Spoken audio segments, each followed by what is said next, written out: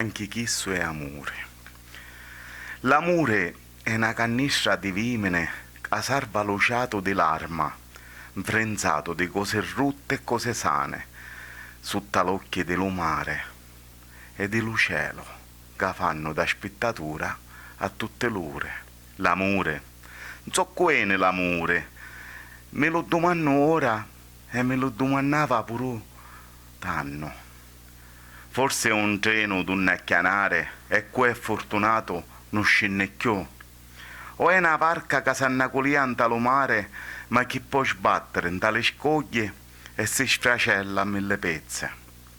Francamente io non sapia non so era l'amore.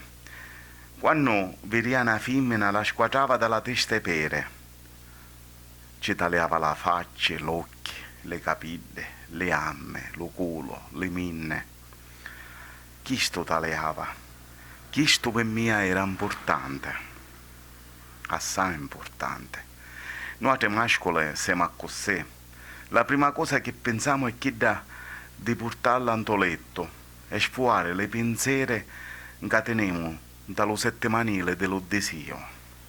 Ma che cosa è l'amore? L'amore è solo desio, divertese daurata tra le lenzuola chine da luciavro, di un abbraccio o di una vasata. Pena poco è chisto, per mia non era così.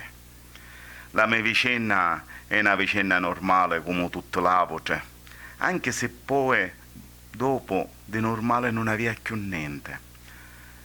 Io non crederei alle favole, alle principe azzurre con lo cavallo e lo mantello, anche perché in vita mia mi sentia che assai un besonte che un principe azzurro e de corte. Forse era colpa dello mio peso, che mi faceva sentire diverso dell'avoce. Forse era colpa dello mio fare affrontoso che mi faceva stare in danagnone o sotto lo palcoscenico della vita. Già, della vita. Per tanti anni la mia vita era chida come un vegetale, contava solo mangiare, mangiare e poi mangiare, soddisfare da panza che mi ingrussava tutti i giorni. Chi si contava? E poi non era capace manco d'attaccare me i lazzare scarpe e manco vedia più due gioiello che noi mascole teniamo tanto. Mangiava e frequentava la scuola, mangiava e mi diplomava, mangiava, trovava travaglio, ma era sempre solo, come un cane di paese che tampasia sciatesciata ha desiato di trovare una compagna o una carizza di un padrone. Mia madre e mio padre poi erano giudici disprezzanti. Non c'era una volta che non mi dicevano ma quanto mangi? Sei più grosso di un porco. Ma tu ne vuoi arrivare? Fermate. Forse, ripensandoci oggi, lo dicevano per smuovere la mia coscienza. Magari era lo modo d'iddo per farmi capire che era tutto sbagliato. Fatto sta che mi mortificavano continuamente e mi facevano sentire un tovaglione lordo e pieno di filini, un brutto anatroccolo tra le bellezze della terra o una gramigna tra le papavere russe. Ma domandava perché tutte tagliano l'uomo aspetto fisico e non assapurano le parole e le pensiere che escono dalla mia testa. Una vecchia con le buse in mano mi disse leva pane e pasta, non mangiare le cumarie e non bevere vino, fai a dieta e cancia per sempre la tua vita. L'autostima ti manca, senza di chidda, sei come una barca senza mare, una scatola di cartone vacante, un cielo senza stelle. La prima volta non mi sentivo mortificare, apprezzavo le parole piene di saggezza e di vita vissuta. Ronna Sarina, così si chiamava, mi dette la speranza che qualche cosa poteva cambiare. La speranza che forse tenia ammucciata dentro l'aggia di l'arma e del cuore. A due punto mi fece seguire un dottore e cominciava giorno dopo giorno a dimagrire. Perdevo 29 kg e mi canciavo la vita per sempre. Mi sentii arenato anche se mi sforzeriva a cattare robe e scarpe per un nuovo fisico che mi inchia di gioia e di vanto. Le femmine mi taleavano, mi mangiavano con l'occhio ed io con lo sorriso malizioso cominciavo a fare la seppiglia.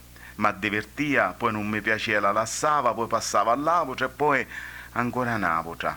Mi renia conto che l'aspetto e lo corpo non compensavano però quello che cercava. Qualche cosa da femmina mancava e non mi soddisfaceva.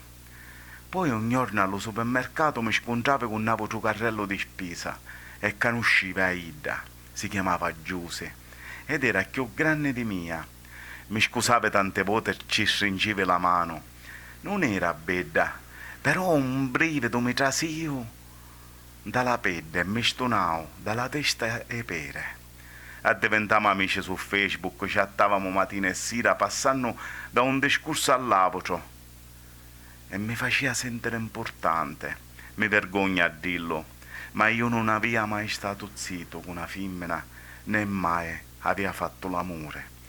E lo mese di dicembre, quando ne vittimo per la prima volta, mi sentii il cuore impazzuto dentro petto.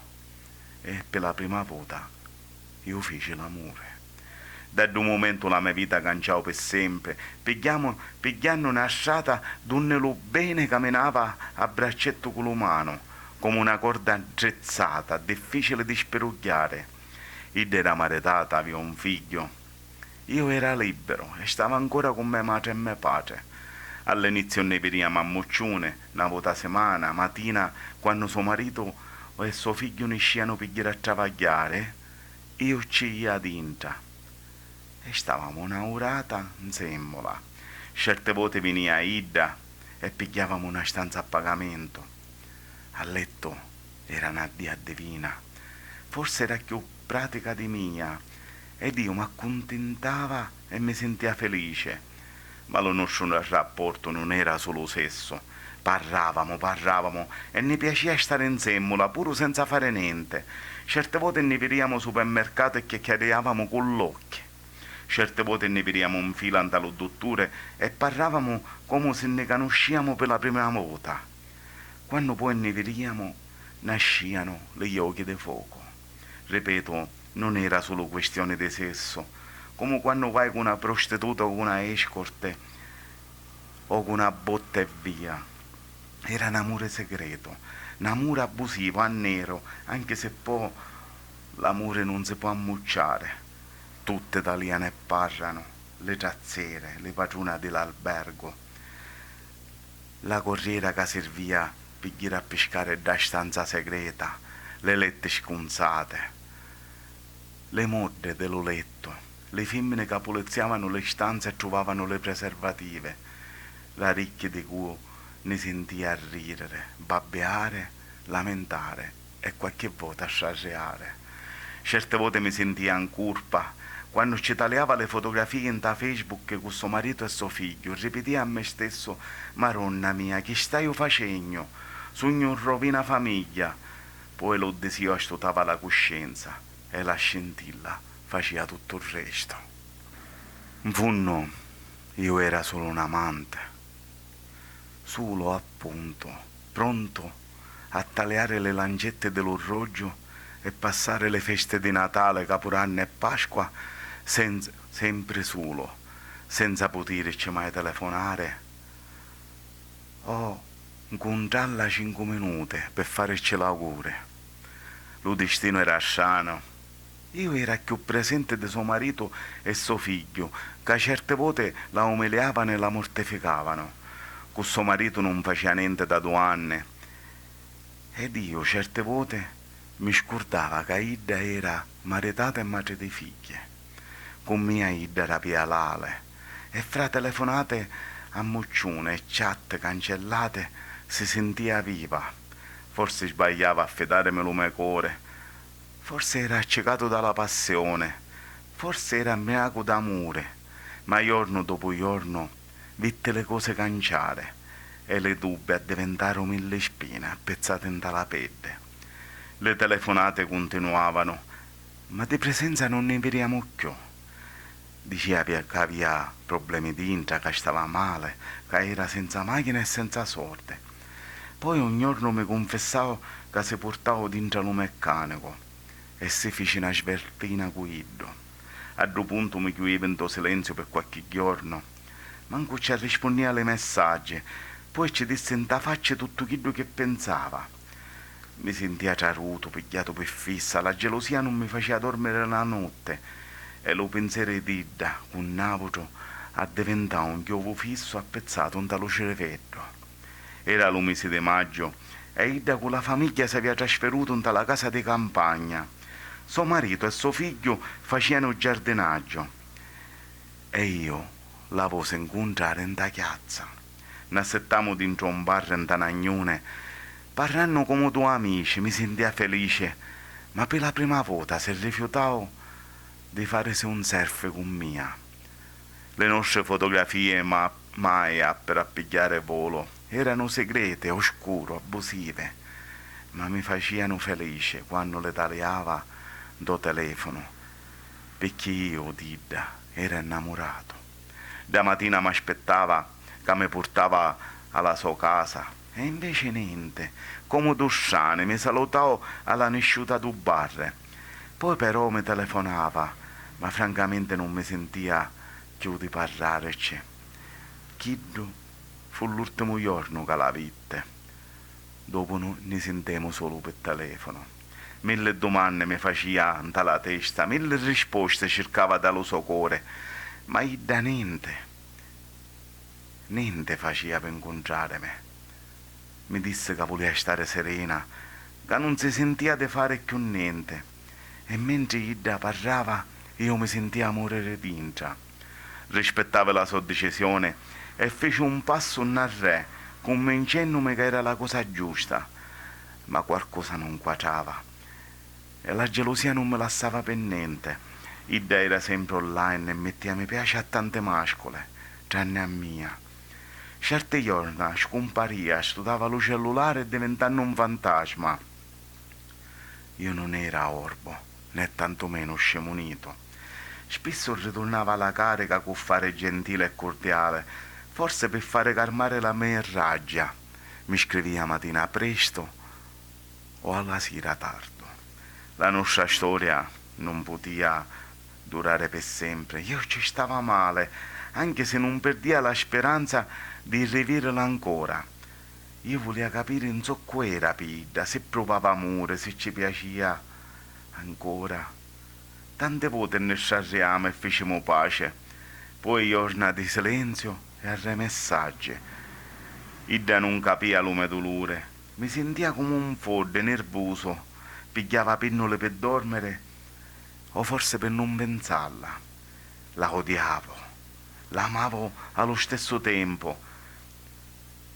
Poi mi disse che per me provava affetto d'amico senza amore, senza passione. A due punto capivo che la nostra storia era finita. Mi sentia come una bomba che stava per scoppiare. Non mi confidava con nudo, manco con mia madre e con mio padre. Un giorno vitte per caso una vecchiaredda che aveva conosciuto anni prima, Ronna Sarina. Ma cominciavo a fare preo e mi fece trasere dentro a Nidda.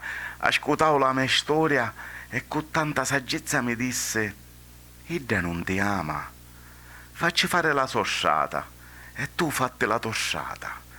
Salva ste ricordo in talo cascione da memoria e non la cercare più. Che vuoi fare? La vuoi ammazzare come hanno fatto l'apoce? A che serve consumare se la vita?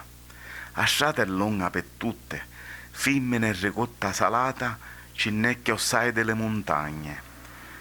Sti giorno sogno maritato con Maria ed hai una figlia.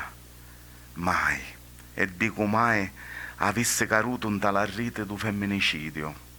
Qua una femmina aveva avere la forza di lasciarla ire pasostrata senza torcerci un capito.